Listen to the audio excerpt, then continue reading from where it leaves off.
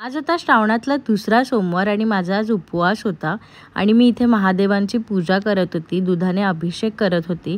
छान अशी पूजा करून मन एकदम प्रसन्न झालं होतं. मग घरातली सगळी कामं आटपली, जेवण वगैरे केलं आणि वाल भिजत घातले ते बघायला गेले की मोड आलेत की नाही.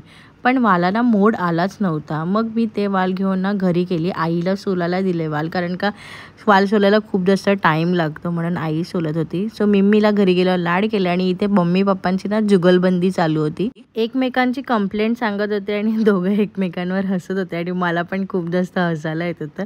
आणि मला सांगत होते तू माझा एक आणि एक सांगत होता माझा एक. मग मी घरी आले, थोडासा आराम केला आणि संध्याकाळी उपवासाचं जेवण बनवायला घेतलं. मस्त अशी कढी बनवलेली आणि इथे वालाची भाजी होती. वालाची भाजी ना आमच्याकडे उपवासाला बनवतात, म्हणजे बनवतातच. आणि मस्त असा दुधीचा हलवा केला होता. खूप जास्त गरम होतं या वातावरणामुळे, काय समजत नाही. मग देवाला नैवेद्य दाखवलं आणि आम्ही पण उपवास सोडायला बसलो. मस्त असं जेवण होतं आणि तारक मेहता का उलटा चष्मा बघत आम्ही जेवलो, उपवास सोडला. ओके बाय, भेटूया नवीन व्हिडिओमध्ये.